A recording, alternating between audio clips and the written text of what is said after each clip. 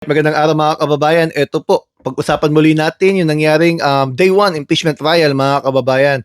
At kanina po in-upload ko yung mga teknikalidad na pinag-usapan diyan kung saan ay talagang sinubukan nila Alan Cayetano at magkapatid na Cayetano mga kababayan na pigilan at huwag mapalitan ang Senate President bilang presiding officer. So nagkaroon ng talakayan diyan pero suma total na naig pa rin ang majority kasi dapat naman talaga mga kababayan, yan ay ginagawa sa plenaryo, sa session, hindi sa impeachment court. Kaso nga lang, hindi sila pumapasok eh. Kung kailan sila pumasok ngayon, sa kanila gagawin yan, madidelay lang mga kababayan. Ano?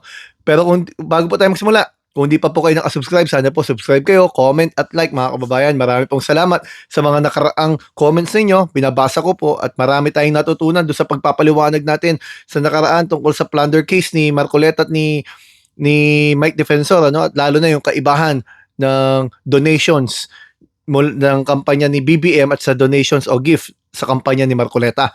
So punta po muli tayo dito sa impeachment trial, ano mga kababayan. So after na mapag-usapan kung sino dapat mag-preside, no, na iluklok nga si Senate President o si Senator Judge Chis Escudero sa botong 12-8, ano, siya ay naihalal. So nagbigay siya ngayon ng kanyang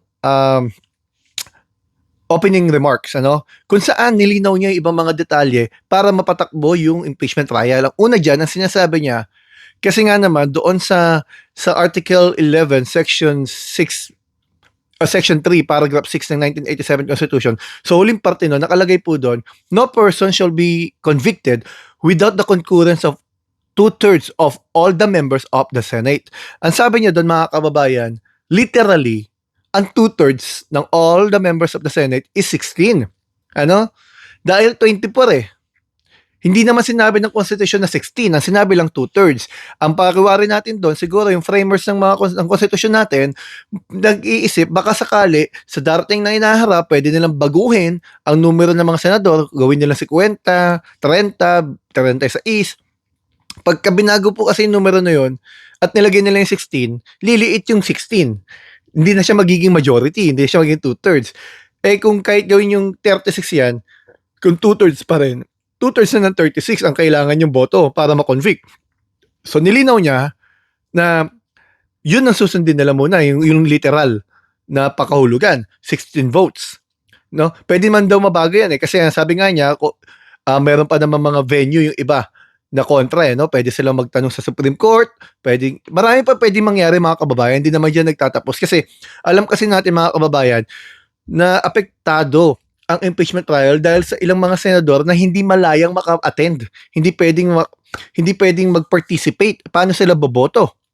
Ang problema doon, mga kababayan, yung boto na nawawala, yung tatlo, si Marcoleta, si Jinggoy, at si Bato de la Rosa, para bang automatic magiging acquittal yun. Kasi pag hindi sila nakaboto, automatic for acquittal yun. So parang hindi rin tama, ano? Kasi parang ang lumalabas, hindi rin fair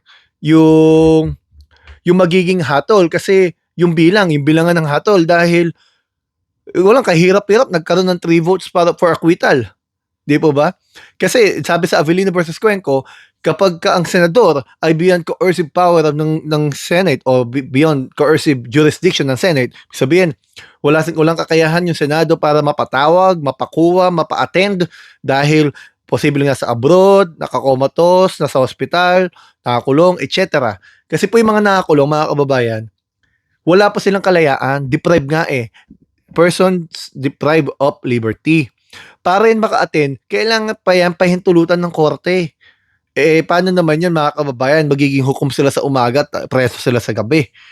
So ngayon mga kababayan, yan eh lahat mga posibilidad pa lang. So pero dahil nga sinabi ni Senator Presiding Officer, Senator Judge Chis Escudero, na susundan muna nila yung literal na pakahulugan doon sa Article 6 o Article 11, Section 3, Paragraph 6 ng 1987 Constitution na yung 2/3 ay sumasalamin sa 16 na boto. Yan po ang kanyang pakahulugan sa ngayon mga kababayan.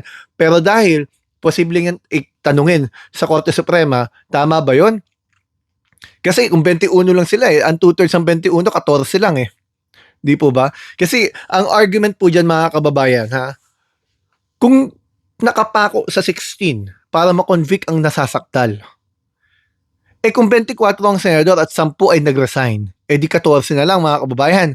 Kahit anong lakas ng ebidensya laban sa nasasakdal, automatic acquitted na siya. Ganun ba ka-absurd, kakatuwa ang batas natin? Di ba sabi sa statutory construction, you don't interpret the statute on its absurdity. Dapat logical ang conclusion mo. Ngayon, mga kababayan, may ginawang di ko masabing motion no? Pero ang sinabi ni lead counsel Luis Tro, ang gusto niya mangyari, ang kanilang sinasuggest sa bawat articles of impeachment, bago lumipat sa second article of impeachment, magkaroon ng ruling. Ano decision niya sa unang article of impeachment? Is siya by guilty, not guilty, convicted, acquitted? Yun po yung sumatotal ng kanyang speech na dininay yun ng impeachment court. Ang mangyayari, ididinggin muna yung 4 na articles of impeachment at sa uli, sa final stage, saka nila ibibigay ang kanilang boto. Kasi pumalag din yung defense Kasi ang mangyayari doon, mga kababayan, pwede ma-shortcut yun. Paano kung makakuha ng conviction sa number 1 article pa lang ng prosecution?